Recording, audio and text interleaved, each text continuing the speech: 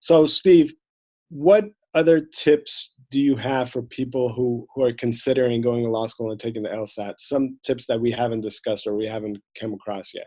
One thing I would emphasize is starting early because it is a big journey, it is a big slog. The LSAT is maybe harder than some people might think about it at first glance. So definitely invest the time and start now just to get some exposure. And the other thing I would say is apply early if you can. We're talking now in February. Let's say someone is listening to this in March or April or May or June. They should try to apply at the beginning of the cycle because that's when law schools have the most scholarship money available to give out. If you're applying at the end of the cycle, they've already kind of emptied their coffers a bit. They may not be as generous. But if you're applying at the beginning, you have more money available to you and you also have more chances to retake if you need to.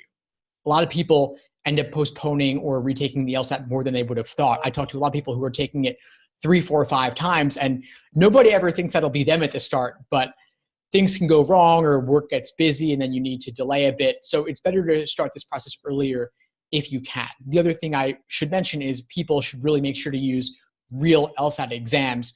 There's a lot of books out there that use fake simulated questions that are not realistic and even contain mistakes sometimes. So make sure you're using the actual LSAT prep tests.